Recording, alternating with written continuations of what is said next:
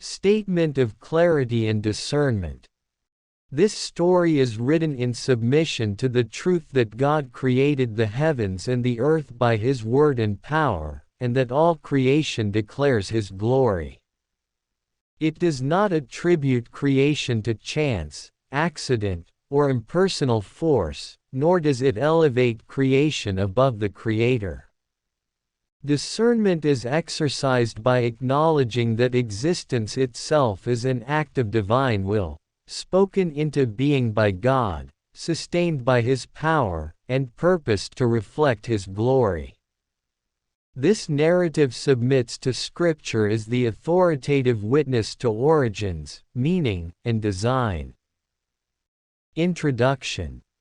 This series continues by revealing encounters where the visible world confronts invisible truth. These stories explore how creation itself testifies to God, not through argument alone, but through presence, order, beauty, and power. They are not written to romanticize nature apart from God, but to reveal creation as a witness, pointing beyond itself to the one who spoke it into existence. Each story affirms that the heavens do not compete with God's glory, they proclaim it. The full story. He had always loved the night sky, though he insisted it meant nothing beyond physics and distance. Stars were reactions, galaxies were accidents, and beauty was merely a human response to patterns formed without intention. He admired the universe deeply, yet refused to believe it had anything to say. On a clear night far from city lights, he stood alone beneath the open heavens. The sky stretched endlessly above him, layered with stars too numerous to count. For once, there was no screen, no lecture, no explanation forming in his mind. Only silence, and light. He recalled the opening words he had once dismissed without consideration.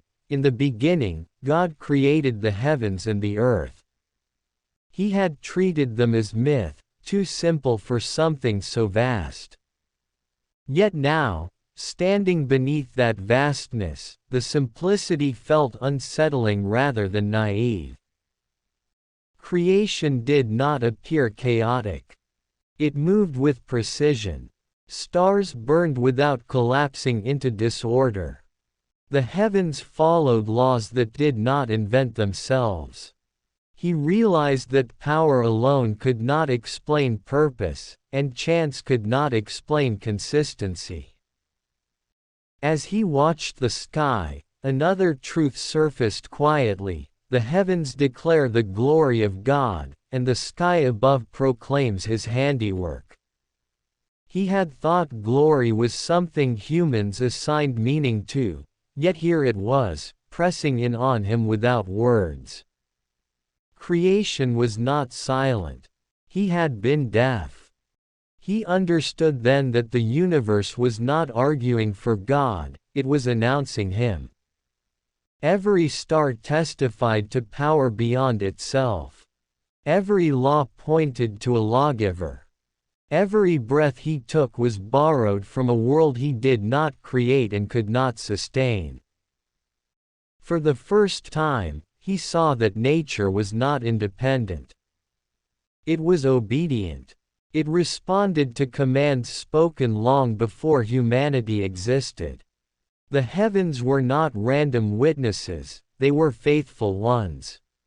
He felt small, not in insignificance, but in proper scale. The realization humbled him. If God spoke all this into being, then existence itself was an ongoing act of grace. Nothing stood on its own, including him. Creation had always been declaring God's glory. Mountains had risen, oceans had roared, stars had burned, and he had walked beneath them assuming silence meant absence. Now he understood that the declaration was constant. The listener had been absent. He did not yet know how to respond fully to the Creator, but he knew this: the heavens were not empty, the earth was not accidental, and glory was not imagined. God had spoken, creation had obeyed, and the testimony had never stopped.